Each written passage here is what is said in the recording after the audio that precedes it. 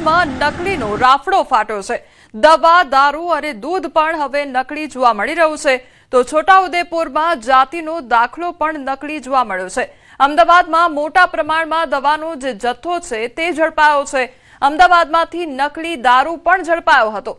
પોરબંદરમાંથી નકલી દૂધ ઝડપાયું હતું, ત્યારે છોટાઉદેપુરથી પકડાયું છે નકલી દાખલા કાઢવાનું કૌભાંડ। નસવાડીમાં ચાલતું હતું જાતિના નકલી દાખલા કાઢવાનું કૌભાંડ, તો પોલીસે એક આરોપીની ધરપકડ પણ કરી છે।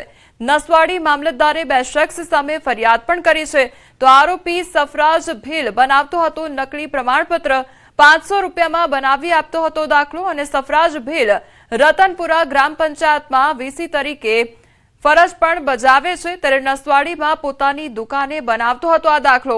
અસલી દાખલાને સ્કેન કરી નકલી દાખલા બનાવવામાં આવતા હતા। અન્ય બીજા આરોપીની શોધખોળ પણ શરૂ કરવામાં આવી છે।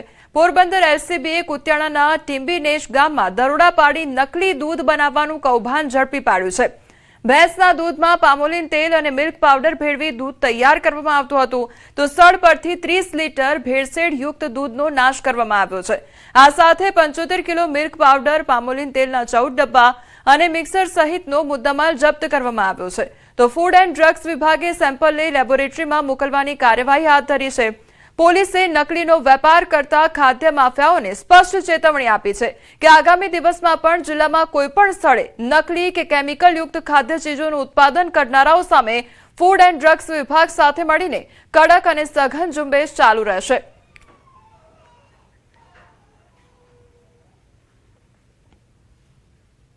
તો આ તરફ અમદાવાદમાં બનાવટી દવાના વેચાણ સામે તંત્રની કડક કાર્યવાહી હાથ ધરવામાં આવી છે। 30 થી વધુ મેડિકલ સ્ટોર અને એજન્સીઓમાં તપાસ હાથ ધરવામાં આવી છે।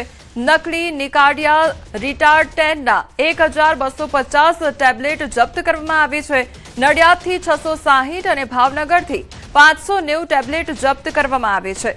રૂપિયા 1,70,000નો શંકાસ્પદ દવાનો જથ્થો સીઝ કરવામાં આવ્યો છે, તો પ્રતિબંધિત અન્ય શંકાસ્પદ દવાઓના પણ નમૂના લેવામાં આવ્યા છે। લખનૌથી અમદાવાદ સુધીની સપ્લાય ચેન સામે આવી છે। 19 ઓગસ્ટથી અમદાવાદ સહિત વિવિધ સ્થળોએ તપાસ ચાલુ કરવામાં આવી છે, તો ખોરાક અને ઔષધ નિયમન તંત્રની તપાસ હજુ પણ યથાવત છે। 30 જેટલા મેડિકલમાં આનો રેડ કરવામાં આવી છે, જ્યાં દવાનો જથ્થો મળી આવ્યો છે। 1,70,000 દવાના જથ્થાને સીઝ કરવામાં આવ્યો છે, પરંતુ આ દવા આવી ક્યાંથી, બને ક્યાંથી, તો એ યુપી અને રાજસ્થાનથી આ લોકો દવા લાવતા હતા, જેનું આજે પોલીસની અંદર એફઆઈઆર અથવા તો જાણવા જોગની ફરિયાદ આપી એનું પગેરું મેળવવા માટે ડ્રગ્સ વિભાગના અમારા અધિકારીઓ સતત ડે નાઇટ કામગીરી કરી રહ્યા છે। તો અમદાવાદમાં એક તરફ નકલી દવાનો જે જથ્થો છે તે જપ્ત કરવામાં આવ્યો છે, તે અંગે વધુ તપાસ હાથ ધરવામાં આવી રહી છે। તો નકલી નિકાડિયા રિટાર્ડ 10ની ટેબ્લેટ જે છે તે જપ્ત કરવામાં આવી છે, તો નડિયાદથી 660 અને ભાવનગરથી 590 જે ટેબ્લેટ છે તે મળી આવી છે, અને તે આખો જથ્થો જપ્ત કરવામાં આવ્યો છે। તો અલગ અલગ સ્થળોએ તપાસ પણ કરવામાં આવી રહી છે। બનાવટી દવાના વેચાણ સામે પણ અત્યારે તંત્ર સજ્જ છે, અને સાવચેતી પણ રાખવાની લોકોને સલાહ પણ આપવામાં આવી છે। તો બીજી તરફ અલગ અલગ સ્થળો પર દરોડા પાડવામાં આવી રહ્યા છે અને તપાસ હાથ ધરવામાં આવી છે। અત્યાર સુધી નડિયાદથી 660 અને ભાવનગરથી 590 જેટલી જે ટેબ્લેટ છે તેનો જથ્થો જપ્ત કરવામાં આવ્યો છે। તો 19 ઓગસ્ટથી અમદાવાદ સહિત વિવિધ સ્થળોએ તપાસ ચાલુ છે। ખોરાક અને ઔષધ નિયમન તંત્રની તપાસ હજુ પણ યથાવત છે। ત્યારે આખી ચેન વિશે જો વાત કરવામાં આવે તો લખનૌથી અમદાવાદ સુધીની સપ્લાય ચેન સામે આવી છે। જંબુસર યુનિયન જીનમાં નકલી ખાતરનો મામલો સામે આવ્યો છે। કૂપન બનાવી તેનો ઉપયોગ કરવાના કિસ્સામાં પોલીસે 2 આરોપીની ધરપકડ કરી છે, તો મુસ્તકીમ અશરફ અને સફવાન ઇદ્રીસ સામે ગુનો નોંધાયો છે। પોલીસની તપાસ દરમિયાન 15 નકલી કૂપન મળી આવી છે। બંને આરોપીઓને કોર્ટમાં રજૂ કરાતા 8 દિવસના પોલીસ રિમાન્ડ મંજૂર થયા છે। તો કૂપન કેવી રીતે બની અને કૌભાંડમાં અન્ય કોઈની સંડોવણી છે કે કેમ તે અંગે પણ પોલીસ તપાસ કરી રહી છે। તો જે ખાતર હોય તે ખાતરની કૂપન જે છે તેનું વેચાણ કરવામાં આવી રહ્યું હતું અને તે નકલી કૂપનનું જે આખું કૌભાંડ છે તેનો આખો પર્દાફાશ થયો છે. પોલીસ દ્વારા હજુ પણ વધુ તપાસ હાથ ધરવામાં આવી રહી છે. અમદાવાદના નિકોલમાં સસ્તા દારૂને બ્રાન્ડેડ દારૂ તરીકે વેચવાના કેસમાં મુખ્ય આરોપી દિનેશની ધરપકડ થઈ છે. તપાસમાં ખુલ્યું છે કે દિનેશ ગોવિંદ વાઘેલા પાસેથી દારૂ લાવી એસેન્સ નાખી મોંઘી બ્રાન્ડનો દારૂ બનાવતો હતો. તે ભંગાર વેપારીઓ પાસેથી ખાલી બોટલો અને કાલુપુરથી ફ્લેવર્સ લાવતો હતો અને અગાઉ ઝડપાયેલા સુનિલ સાથે દિનેશ છેલ્લા 8 થી 10 મહિનાથી સંપર્કમાં હતો. આજે અન્ય જે આરોપી પકડાયો છે દિનેશ, એ કુબેરનગર વિસ્તારમાં રહે છે ને ત્યાં આગળ પોતાના ઘરે એ જે વિદેશી બ્રાન્ડનો સસ્તો દારૂ હતો એ સસ્તો દારૂ અન્ય એક બુટલેગર પાસેથી લાવતો હતો અને એમાં એસેન્સના ફ્લેવર ભેળવીને ભંગારિયાવાળા પાસેથી એ અલગ અલગ બોટલ્સ અને એના સીલ પેક લાવીને ત્યાં આગળ પેક કરીને જે સસ્તો દારૂ છે એ મોંઘા ભાવમાં વેચીને આ બંને જણા એમાંથી નફો મેળવવાનું શેરિંગ કરતા હતા. નકલી દારૂ લઠ્ઠાકાંડ બાદ સિહોર પોલીસની મોટી કાર્યવાહી સામે આવી છે. સરગામની વાડીમાંથી પોલીસે વિદેશી દારૂની 94 બોટલ ઝડપી 2 આરોપીની ધરપકડ કરી, જ્યારે એક ફરાર થયો છે. તપાસ દરમિયાન 54 વિદેશી દારૂની બોટલો નષ્ટ કરાયેલી મળી આવી અને બારકોડની કડી મળી આવતા પોલીસે દારૂ ક્યાંથી આવ્યો અને લઠ્ઠાકાંડ સાથે કોઈ કડી છે કે કેમ તે અંગે પણ તપાસ તેજ કરી છે.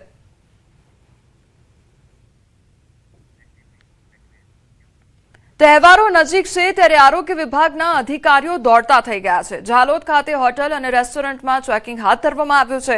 પ્રાંત અધિકારી, મામલતદાર, ફૂડ સેફટી અધિકારી સહિતની ટીમો દ્વારા સઘન ચેકિંગ હાથ ધરવામાં આવ્યું છે. ઝાલોદ ખાતે ખાણીપીણીની દુકાનો અને રેસ્ટોરન્ટ તેમજ અન્ય નાની મોટી દુકાનો પર ચેકિંગ હાથ ધરવામાં આવ્યું, તો ગેરરીતિ થયેલ દુકાનો પર કાયદેસરની કાર્યવાહી પણ હાથ ધરવામાં આવી છે. ઉપલેટાના કોબાનીગારી વાડી સીમમાં રાજકોટ રેન્જ ટીમે દરોડા પાડ્યા છે અને વાડીના મકાનમાંથી 3 પત્તીનો જુગાર રમતા 8 ઇસમો ઝડપાયા છે. જુગારના સ્થળેથી રોકડા ₹1.85 લાખ મળી આવ્યા, તો 8 મોબાઈલ સહિત કુલ ₹3.13 લાખનો મુદ્દામાલ કબજે કરવામાં આવ્યો છે. રાજકોટ રેન્જ ટીમે તમામ 8 આરોપીઓને ઝડપી લીધા છે. ઉપલેટા પોલીસ સ્ટેશનમાં ગુનો દાખલ કરી કાયદેસરની કાર્યવાહી હાથ ધરાઈ છે. પ્રોહિબિશન અને જુગારની પ્રવૃત્તિ સામે રાજકોટ રેન્જની ટીમની કડક કાર્યવાહી હાથ ધરવામાં આવી છે. હવામાન વિભાગની આગાહી સામે આવી છે. આગામી 7 દિવસ હળવાથી મધ્યમ વરસાદની આગાહી કરવામાં આવી છે. લો પ્રેશર સિસ્ટમ અને મોન્સૂન ટ્રફ સક્રિય થયું છે ત્યારે અમદાવાદમાં હળવાથી મધ્યમ વરસાદની આગાહી કરવામાં આવી છે. દક્ષિણ પશ્ચિમથી પશ્ચિમ તરફના પવન પણ ફૂંકાઈ રહ્યા છે. રાજ્યમાં સરેરાશ સામાન્ય કરતા 4% વરસાદની ઘટ છે. સૌરાષ્ટ્ર કચ્છમાં સામાન્ય કરતા 28% વરસાદની घट જોવા મળી રહી છે. आने वाले 7 दिनों के लिए गुजरात स्टेट के सारे डिस्ट्रिक्ट कवर है, जिसमें लाइट टू मॉडरेट रेन का पूर्वानुमान है. लो प्रेशर एरिया अभी भी नॉर्थ ईस्ट एमपी के आसपास बना हुआ है और एक मानसून ट्रफ है जो अमृतसर से होते हुए लो प्रेशर एरिया को जा रही है. अभी भी Gujarat as a whole state 4% deficient है नॉर्मल के हिसाब से. सौराष्ट्र और कच्छ रीजन अभी भी 28% डेफिशिएंट है नॉर्मल के हिसाब से. 24 કલાકમાં બંગાળની ખાડીમાં બનશે લો પ્રેશર છતાં ગુજરાત માટે સારા સમાચાર નહીં.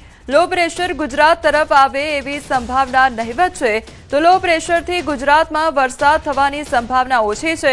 ઉત્તર પશ્ચિમમાં જો આગળ વધી શકે છે લો પ્રેશર, મધ્યપ્રદેશના પૂર્વ વિસ્તારથી યુપીમાં જઈ શકે છે સિસ્ટમ. હાલની સ્થિતિ પ્રમાણે ગુજરાતને વરસાદ માટે રાહ જોવી પડશે.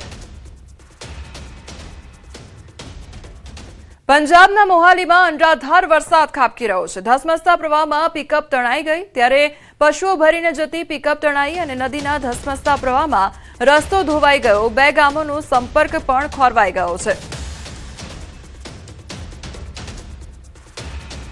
મુસાફરોને લઈને જતી જે પિકઅપ હતી તે પાણીમાં તણાઈ ગઈ હતી અને મોહાલીમાં અનરાધાર વરસાદ વરસી રહ્યો છે અને ધસમસતા પ્રવાહમાં જે આ પિકઅપ છે તે તણાઈ જવાની ઘટના સામે આવી છે. પશુઓ ભરીને જતી જે પિકઅપ છે તે તણાઈ જવાની ઘટના બની છે અને મોહાલીમાં અનરાધાર વરસાદ ખાબક્યો છે. ચારે તરફ પાણી જ પાણી નજરે પડી રહ્યું છે.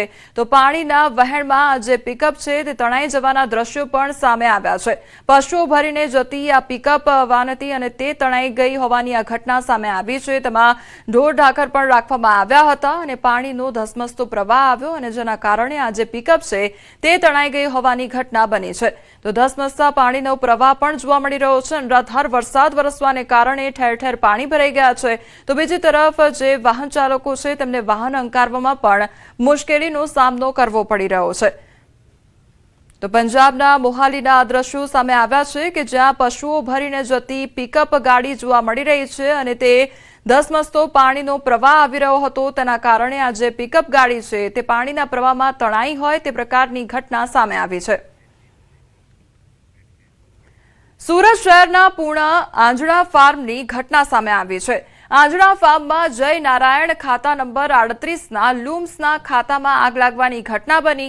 આગનો કોલ મળતા ફાયરની ટીમ ઘટના સ્થળે પહોંચી આવી હતી. આગ પર કાબુ મેળવવાનો પ્રયાસ પણ હાથ ધરવામાં આવ્યો છે. તો સુરતની આ ઘટના સામે આવી છે કે જ્યાં લૂમ્સના ખાતામાં ભીષણ આગ લાગવાની ઘટના બની. તો ફાયરની ટીમ ઘટના સ્થળે પહોંચી આવી અને ત્યારબાદ આગ પર કાબુ મેળવવાનો પ્રયાસ હાથ ધરવામાં આવ્યો છે. રાજકોટમાં ન્યૂઝ 18 ગુજરાતીના અહેવાલની અસર જોવા મળી છે. રાજકોટ જિલ્લા ભાજપના પૂર્વ પ્રમુખ નાગદાન ચાવડાએ નંબર પ્લેટ ફિટ કરાવી છે.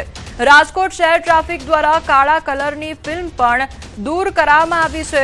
તો રાજકોટ ટ્રાફિક પોલીસ દ્વારા 500 રૂપિયાનો દંડ ફટકારવામાં આવ્યો. નાગદાન ચાવડાએ દંડની ઓનલાઈન ચૂકવણી પણ કરી. ધારાસભ્ય ડોક્ટર દર્શિતા શાહના વાયરલ વિડીયોનો મામલો પણ સામે આવ્યો છે. નંબર પ્લેટ વગરના બાઇકમાં રેડી કાઢી હતી. ટ્રાફિક પોલીસે બાઇક ચાલક સામે કાર્યવાહી કરી છે. તો કોર્પોરેટર સેજલ ચૌધરીએ એક્ટિવામાં નંબર પ્લેટ લગાવી છે.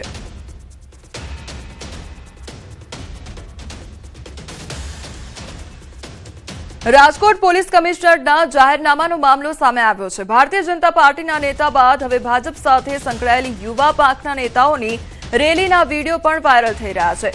અખિલ ભારતીય વિદ્યાર્થી પરિષદની રેલીમાં કાળા કાચ અને નંબર પ્લેટ વગરની કાર દેખાઈ રહી છે. રાજકોટ શહેર પોલીસ અખિલ ભારતીય વિદ્યાર્થી પરિષદના હોદ્દેદારો તેમજ કાર્યકર્તાઓ વિરુદ્ધ કાર્યવાહી કરવામાં આવશે કે કેમ તેને લઈને પણ હવે સવાલ ઉદ્ભવી રહ્યો છે. રાજકોટ શહેર પોલીસનું પેટ્રોલ પંપ પર ચેકિંગના નામે નાટક સામે આવ્યું છે. પોલીસની સામે નંબર પ્લેટ વિનાનો વાહન ચાલક પેટ્રોલ પુરાવીને નીકળી ગયો તો પોલીસ કોન્સ્ટેબલ જોતા રહી ગયા અને વાહન ચાલક પોલીસની સામેથી જ જતો રહ્યો. શહેરના ઈગલ પેટ્રોલ પંપના દ્રશ્યો છે જેમાં પોલીસની સામેથી નંબર પ્લેટ વિનાનું વાહન નીકળ્યું અને પોલીસ કશું જ ન કરી શકી. એક તરફ નંબર પ્લેટ વિનાના વાહનોની ડ્રાઈવ છે તો બીજી તરફ નજર સામે રહેલા વાહનો પોલીસ પકડી નથી શકતી. સમગ્ર ઘટનાઓનો વિડીયો જે છે તે પણ સોશિયલ મીડિયામાં વાયરલ થઈ રહ્યો છે. તો એક તરફ નંબર પ્લેટ વગરનું જે આ વાહન છે તે પોલીસની નજર સામેથી જ પસાર થઈ રહ્યું છે અને તેમ છતાં પણ પોલીસ દ્વારા કંઈ જ કરવામાં ન આવ્યું. એક તરફ ડ્રાઈવ કરવામાં આવી રહી છે અને બીજી તરફ તેમની નજર સામેથી જ આ પ્રકારના વાહનો નીકળી રહ્યા છે ત્યારે તેમની કામગીરીને લઈને પણ અનેક સવાલો ઉદ્ભવી રહ્યા છે. ગુજરાત યુનિવર્સિટીના પૂર્વ કુલપતિ વિવાદમાં આવ્યા છે. પૂર્વ કુલપતિ નિર્જા ગુપ્તા પર ગંભીર આક્ષેપ લગાવવામાં આવ્યા છે. પૂર્વ સિન્ડિકેટ સભ્ય ઇન્દ્રવિજયસિંહ ગોહિલના આક્ષેપ સામે આવ્યા છે. પ્રધાનમંત્રી જન વિકાસ કાર્યક્રમની ગ્રાન્ટમાં ગેરરીતિનો આક્ષેપ કરવામાં આવી રહ્યો છે. 40 કરોડની ગ્રાન્ટ પોતાના ખાતામાં જ લઈ લીધી હોવાનો આક્ષેપ થઈ રહ્યો છે. તો પોતાને જ પ્રિન્સિપલ ઇન્વેસ્ટિગેટર બનાવ્યાનો દાવો કરવામાં આવી રહ્યો છે. પ્રિન્સિપલ ઇન્વેસ્ટિગેટર તરીકે ₹4.20 લાખ પગાર પણ લીધો હોવાનો આક્ષેપ છે. તો જર્મનીમાં પુત્રના ખાતામાં ₹9.84 લાખ ફોરેક્સ ટ્રાન્સફર કર્યાનો દાવો છે.